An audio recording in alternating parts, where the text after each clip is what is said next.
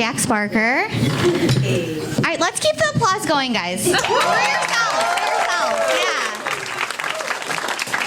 Well, I have never loved anything other than attention. Let's get this out of the way up top. I know what some of you may be thinking. Here's this loudmouth brunette. She must have binge watched The Marvelous Mrs. Maisel over lockdown, and now she thinks she can do stand-up. Well, that's not the case. You know, I've always had this urge to talk the talk, a passion for fashion, and a need for speed. Except for you don't have to call it speed if you get it from Walgreens. You just call it adult onset ADHD. It's fine. You know, I don't really have that much in common with Midge Maisel, other than the fact that I dated someone who told me that I can't do stand-up because it was his dream. But I'm fine. No. Have you guys ever heard of Irish Alzheimer's? You forget everything but the grudges? Well, I have Irish arthritis, which is basically like an inflammation of resentment, which can lead to a high probability of you doing things purely out of spite. So you can all thank my ex for this.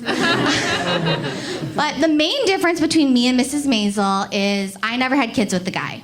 You know, I would never procreate with an Italian.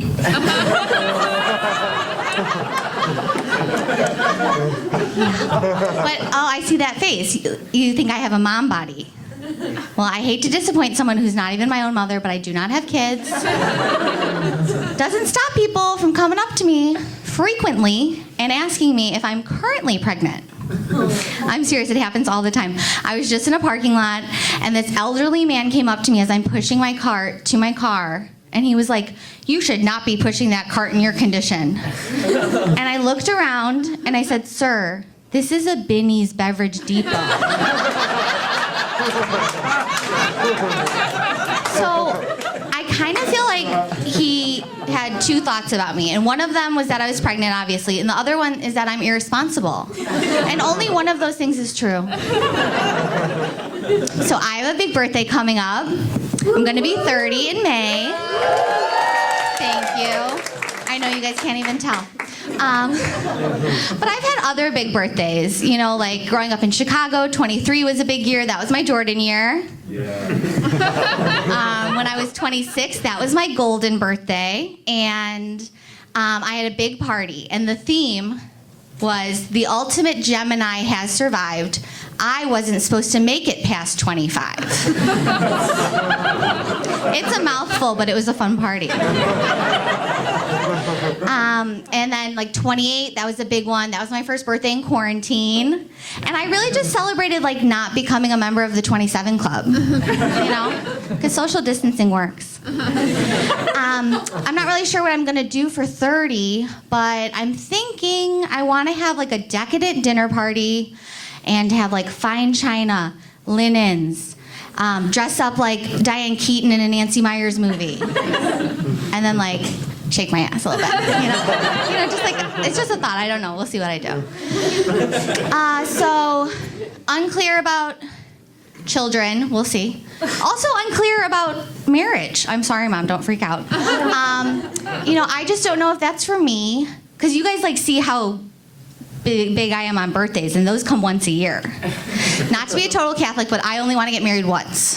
Unless, I don't know, my first husband dies, really tragically, and then he sends me on, a quest, leaves me all these clues, strewn about Europe, to teach me that, you can love again. I don't know, maybe then I would do it twice. Just to be clear, I'm aware no one's asking. But I think if I'm to get married, I have to finally understand the type of love that Nora Ephron wrote about. You know, I want movie magic love. I want to meet the love of my life as the clock strikes midnight on New Year's Eve. The top of the Empire State Building. Harry Connick Jr. croons in the background. You know? The smell of hot nuts and street meat wafts from the city below. And I realize love is like the wind. You can't see it, but you can feel it. I look up at the sky and it begins to snow.